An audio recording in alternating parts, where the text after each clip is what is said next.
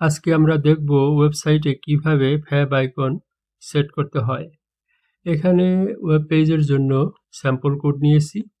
Title খুবই simple একটি title, learn fab icon, এবং এখানে একটি H1 এবং একটি প্যারাগ্রাফ আছে। এখন এটার আউটপুট যদি আমি দেখি, ফাইল এক্সপ্লোরারে গিয়ে favicon.html ডবল ক্লিক করলাম, ফায়ারফক্সে ওপেন হলো। এটি হলো আমার সেই ওয়েব পেজ। এখন ফ্যাব আইকন তৈরি করতে হলে আমার আগে বোঝা দরকার ফ্যাব আইকন কি। আপনি যদি কোনো ওয়েব পেজ ভিজিট করেন, নর্মালি আপনি এখানে একটি লোগোর মতো দেখবেন। এটি হলো ফ্যাব আইকন। ফ্যাব আইকন তৈরি করতে হলে আপনার এই আইকনটি আপনার ওয়েবসাইটের ফোল্ডারে থাকতে হবে। আমি অলরেডি একটি ফ্যাব আইকন তৈরি করেছি, সেজন্য আমি ইনস্কেপ ব্যবহার করেছি। এখানে একটি সিম্পল সার্কেল নিয়েছি গ্রে কালার এবং 3টি লেটার দিয়েছি, খুবই সিম্পল, এবং এটি পিএনজিতে এক্সপোর্ট করেছি। কিন্তু ফ্যাব আইকন সাধারণত .ico এই এক্সটেনশনের হয়ে থাকে। এখন দেখুন এখানে আমার সেই ফ্যাব আইকন .png, এরপর আমি করেছি কি যে png টু .ico এইভাবে ইমেজটি কনভার্ট করার জন্য অনলাইনের সার্ভিস খুঁজেছি। এরকম png টু ico, এখানে অনলাইন অনেক সার্ভিস আছে, আপনি যে কোনো সার্ভিস ট্রাই করতে পারেন।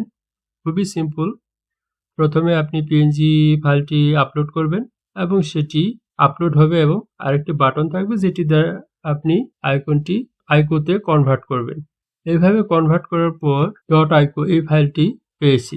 ফাইলটি যখন তৈরি করবেন চেষ্টা করবেন ফাইলটি যেন স্কোয়ার আকৃতির হয় এবং হাইট এবং উইডথ ছোট হয়, খুব বেশি বড় না হয়। দেখুন .ico ফাইলটি কিন্তু আমি সেম ফোল্ডারে রেখেছি যেখানে আমার favicon.html আছে। এটি কিন্তু আপনি আলাদা কোনো ইমেজ ফোল্ডারেও রাখতে পারেন, তাহলে সেইভাবে আপনাকে অ্যাড্রেস লিখতে হবে। এই ক্ষেত্রে আমার অ্যাড্রেসটি খুবই সিম্পল হবে। ফ্যাব আইকন অ্যাড করার জন্য আমাকে এখানে একটি লিঙ্ক দিতে হবে। টাইটেলের পর আমি একটি লিঙ্ক নিব। এখানে অলরেডি ফরম্যাট দেওয়া আছে ভিএস কোডে, কিন্তু আমি অনেক ক্ষেত্রে এডিটরে নাও থাকতে পারে, আমি সিম্পল লিঙ্ক নিলাম। রেল এর ভ্যালু আপনি দিবেন আইকন, তারপর এখানে একটি অ্যাট্রিবিউট লাগবে type equals image slash x dash icon, এবং আপনাকে অ্যাড্রেস দিতে হবে। আমার ক্ষেত্রে তো ভেরি সিম্পল, favicon.ico, সেভ। এখন আমরা আউটপুট দেখি।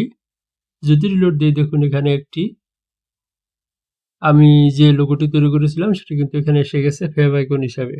এখন আপনার ওয়েবসাইটে যদি এরকম ধরুন আরো 10টি পেজ আছে, সেই ক্ষেত্রে প্রত্যেকটি পেজে আপনাকে এই লিঙ্ক অ্যাড করতে হবে এবং লক্ষ্য রাখতে হবে যেন আপনার অ্যাড্রেসটি ঠিক থাকে, না হলে কিন্তু আইকনটি শো করবে না। সবাইকে ধন্যবাদ।